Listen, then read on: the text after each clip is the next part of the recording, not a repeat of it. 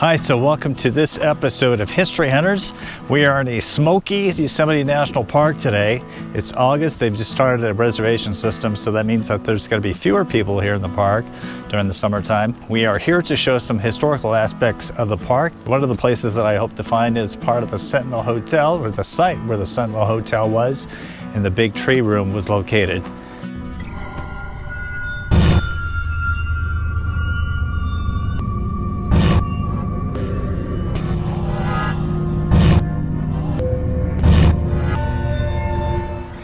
Now, as you can probably tell, it's a little smoky. We've got some fires burning up north of us here in Northern California. El Capitan up there is kind of shrouded in smoke from the fires. The entire state of California, I understand, is covered in the smoke from these fires. It was in May 1903 that Theodore Roosevelt came to Yosemite. President Roosevelt came here with John Muir. That visit was instrumental in getting Theodore Roosevelt to expand the conservation efforts of the United States and the National Park Service. And the reason that I brought you right here is that after he came down off of Glacier Point, President of the United States and John Muir camped right in this area. And there is a sign right here that talks about what happened. On this side, President Theodore Roosevelt sat beside a campfire with John Muir on May 17, 1903, and talked forest good. Muir urged the president to work for preservation of priceless remnants of America's wilderness. At this spot, one of our country's foremost conservationists received great inspiration. Around the campfire, Muir and the president talked long into the night. Muir later wrote to a friend, "I stopped him pretty well regarding the timber thieves, the destructive work of the lumbermen, and other spoilers of the forest. That conversation may have prompted Roosevelt to add 147 million acres to America's forest reserves and created 18 national monuments and pressured in the establishment of 5 national parks." And I'm betting that this tree was here at the time. Who knows, the president might have leaned up against this tree.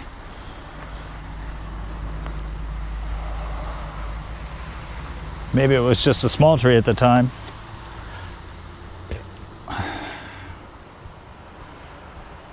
Sure, the president looked up and saw those majestic peaks above him.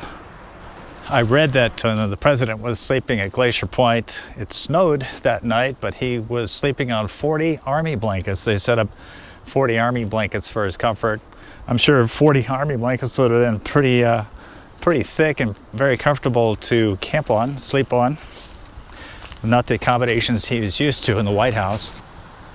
So now we're going to go and try to find the tree, what's left of the tree that went through the big tree room at the Sentinel Hotel, which started out as Bernard's Hotel.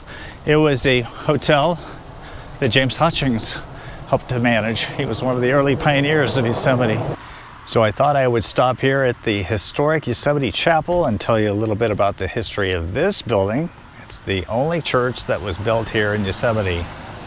March of 1983, Queen Elizabeth of England and Prince Philip came to Yosemite. They stayed at the Ahwahnee Hotel.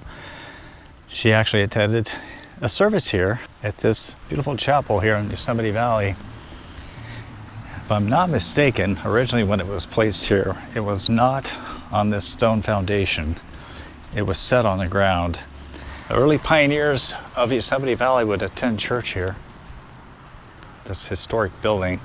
Yeah, the Queen of England attended church right here. March 1983. It was a very blustery weekend that she was here. The chapel is over here on the right as you enter Yosemite Valley. And right across the street is a meadow right in front of Yosemite Falls. It's not blowing very well today because it's late in the summer season. When Rose Kennedy visited the park with her cousin in 1923 and posed for this photograph out in the meadow across from the chapel, we doubt that she could have envisioned that 39 years into the future that one of her sons would be president and land his presidential helicopter in this same meadow, but such was the case.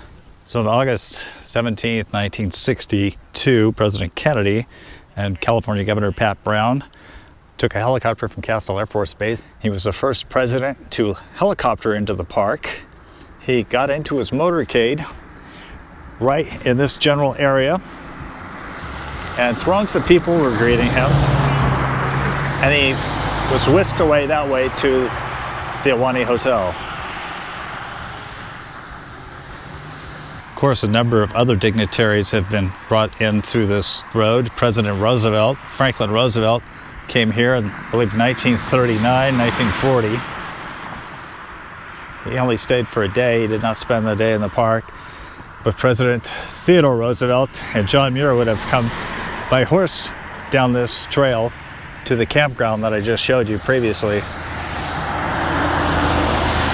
Walt Disney also came here with his wife Lillian. They vacationed here in Yosemite, and they spent Christmas 1935 here. I would imagine that President Kennedy was in awe seeing Yosemite National Park from a helicopter. Not too many people get to enjoy that kind of experience. Now, it should also be said, I believe it was in 2017, President Obama and First Lady Michelle and their two daughters came to Yosemite for a couple of days. He landed his helicopter out there. Now, I guess if you're the President of the United States, it's okay to land your helicopter out in a meadow that none of us can walk in. They try to preserve the meadows around here by keeping people out. But when you're the President of the United States, you can land your helicopter in entourage and then walk across the meadow to your car. So, when the guardian of Yosemite, Galen Clark, passed away in 1910, his funeral scene here was in the chapel, only the chapel was not so high off the ground. We did a video on his grave in the Yosemite graveyard. If you want to check that out, go to our video list, but we talk about the people, the early pioneers who buried there. What'd you see? Well, I don't see it, but watch, look at the... Oh, yeah, look. Oh my gosh. The disappearing plant. If I'm not mistaken, I think this chapel was built in the 1870s. But again, like I say, I don't think that this granite foundation was set in place when it was first built. Now, Yosemite flooded in 1997, and the water came up into this building, I believe. And we got pretty high. Merced River flooded pretty badly. Here we go. We can see inside of the church. It's still in use today. There's the pulpit. Very cool, historic Yosemite Chapel. This is the world famous Sentinel Bridge. It's made out of native granite. But back in the 1860s, 1870s, when there was exploration in this valley, it was a wooden bridge placed here. And right over in that direction was the Sentinel Hotel. Now, the reason this bridge is so famous is because typically you will see Half Dome, which you can barely see up there in the smoke. It reflects off the water here and makes a beautiful picture. I'll just show you some pictures here that were taken from this location. As you can tell, it's a beautiful place to photograph Half Dome when the California skies are not covered in smoke like they are today. But this is the Merced River. Right over here is a tree that I want to show you. You probably come to Yosemite, you come right through here before you get to the turnoff to the Sentinel Bridge. If you look off to the right, there's a stump over here. It stands 25 feet tall.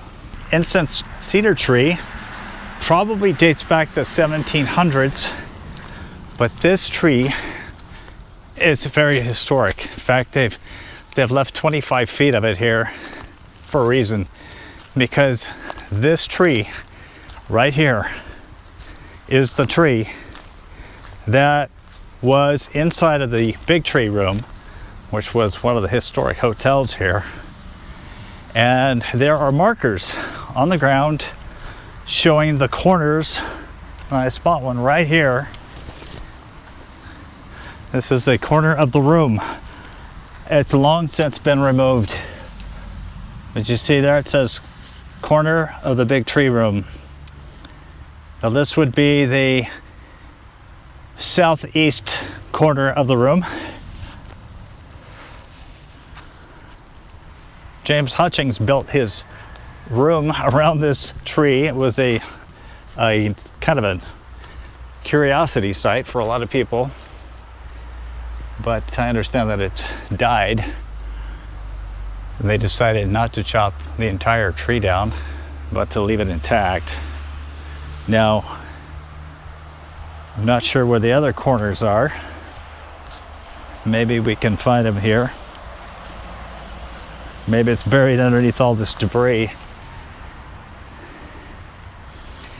But in this room, I understand, was the memorial service for Florence Hutchings. She was the daughter of James Hutchings. James Hutchings was the English native who came here and settled in Yosemite, built one of the first hotels. All of those early hotels are gone, except for the Wawona Hotel, which is outside of Yosemite Valley.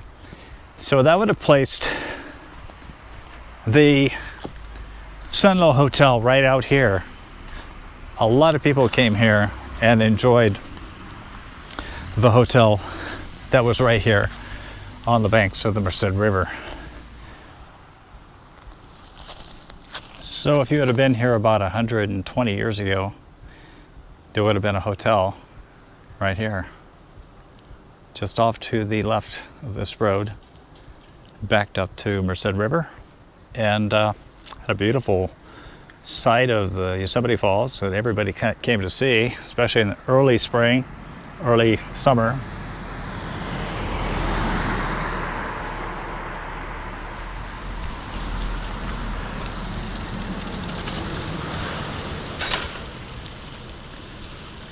Now check out this piece of cement here. It was the front of the hotel.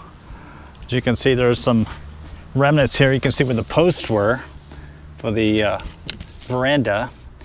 They filled those in with concrete. A lot of folks would have stepped off right here to go in the hotel, which is right here. How cool is that? How cool is that?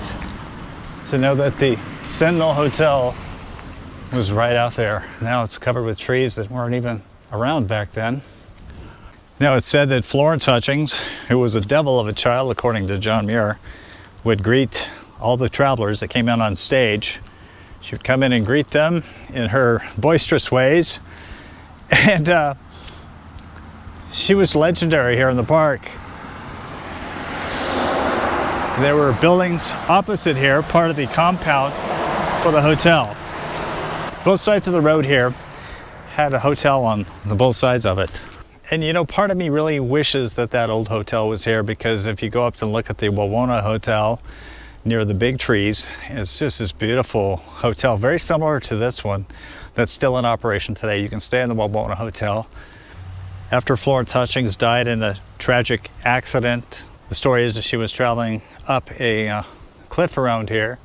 Some rocks gave loose and she fell or was crushed to death by rocks. But the Spitfire of Yosemite Valley had died, and her service was held in this room. I can imagine that perhaps her body was also here as well, here in the big tree room. She was 17 years old. I have looked and I cannot find the other three markers. Now I'm going to assume that it's covered in debris that I'm not going to mess with, but I'm pretty stoked that I found the marker that I found on that rock over there. James Hutchings brought the first group of tourists here in 1855. He was a guide and a publisher, so a lot of his published works were what brought a lot of the people out to see this grand place called Yosemite. Among those who came out here was Ralph Waldo Emerson. He passed through Central Valley of California by stage. And curiously, this tree lived until about 2002 or 2003. They've decided that it presented a hazard to fall on that road over there. So they cut it to within 25 feet of the ground to leave it. It's technically dead. Eventually it's gonna fall. Who knows, by the time you watch this YouTube video, it might have already fallen, depending on when you watch it. We shot this in August of 2021. But I want to show you that I also found something right over here. It's kind of curious. It's an eye hook on this boulder, and I don't know why it's here. It could have been something to do with the hotel. Maybe anchored something. Who knows, maybe the chimney of the big tree room. I'm pretty sure that I'm standing looking the same direction as this picture where Mr. Fisk was sitting off to the left and Mrs. Fisk was off to the right. He was a photographer here in the valley.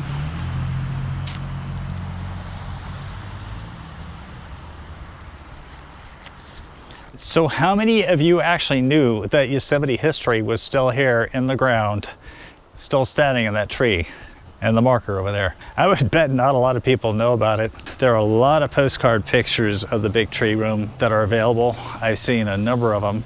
It was quite a tourist attraction here in Yosemite. The cedar cottage was removed by the Civilian Conservation Corps in 1941. Beneath it were found nails, spoons, playing cards, business cards, buttons, and even Indian arrowheads. Now also up there, I am seeing a nail with some wire sticking out of it. That may have been about where the roof line is. This tree is still giving life. There's lichen here on the north side. Man, if this thing could talk, the stories it could tell and the conversations that it heard. For a little bit of other presidential history, when President Obama came here, he gave a speech right here in this parking lot with the beautiful falls in the background. And he talked about environmental policies. President Obama also hiked up to Vernal Falls and up to Nevada Falls, and I understand that when he got back, he was in a world of hurt. One of the rangers told me that he had pretty bad blisters on his feet. If you watch him enter the helicopter at Castle Air Force Base, you kind of see him hobbling. But I wanted to take note here of the fact that the flood back in '97 that I talked about earlier had got this deep. It's over my head, so the water would have been about 6.5 feet high right here. The entire valley was flooded from the massive flood that we had here in '97. So while I was looking for the big tree room and the markers and the stump over there on the other side of the river, I came back. Sarah is not feeling well today. She's got a headache. She always loves to find the animals that she can. Last time we were here, we found a bear that was opposite side on the other side of the river where we were. This time she found some ravens. That one came walking from across The way? across the parking lot. He's jumping around there. As we typically do when visiting Yosemite, we visited some of the stores to check out some of the souvenirs. Sarah found some t-shirts and a new sticker for the rear window of her Subaru. Then we headed outside to have lunch on the deck of a pizza place where a squirrel came up for a free meal.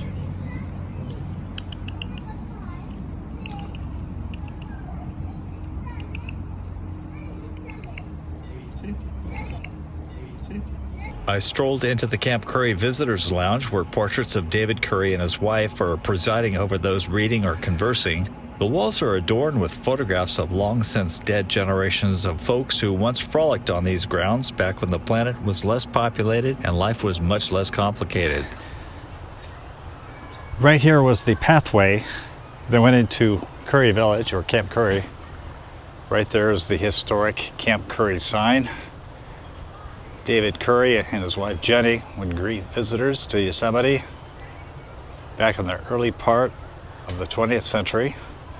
David Curry would form a crowd out here at night and he would call out firefall, and somebody up there would push over a burning heap of timber up there over the cliff and create the firefall.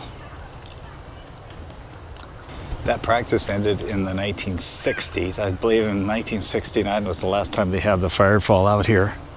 Part of the reason that they discontinued the practice is people would go out in the meadow and watch the firefall, and they would trample the meadow, thousands of people at night.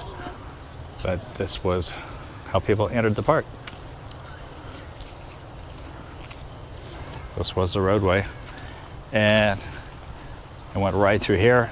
But yeah, this was the way that people came into Curry Village.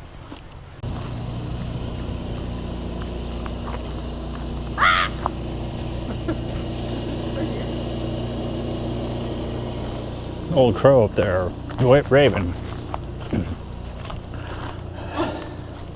Squirrel just scared me.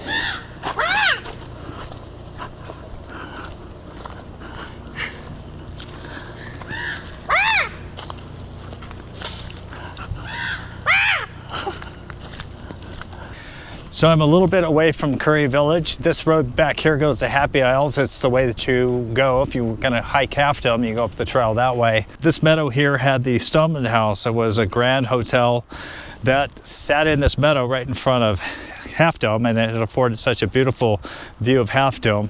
John Muir just thought it was hideous. He said that it didn't belong here, and it probably didn't. It looked like it was something that was in San Francisco at the time, around the turn of the century. The Stoneman House wasn't around very long. It had opened April 1st, 1888, and it was said that the chimney system from the start was faulty. A devastating fire broke out in the Stoneman House in August 1896 and was completely destroyed. It was never rebuilt. So this is the meadow that I was telling you about that people would trample out here by the thousands to get a good look at the firefall. Firefall being up that way, right there.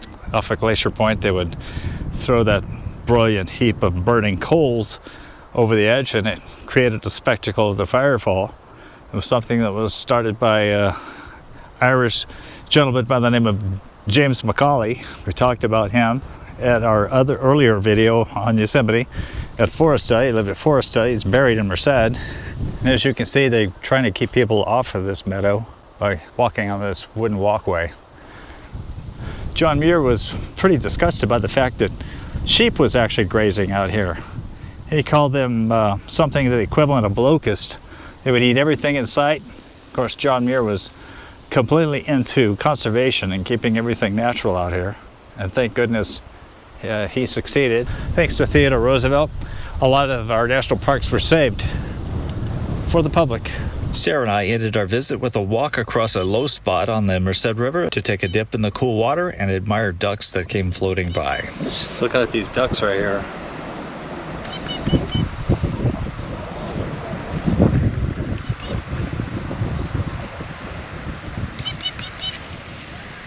Did you see his butt?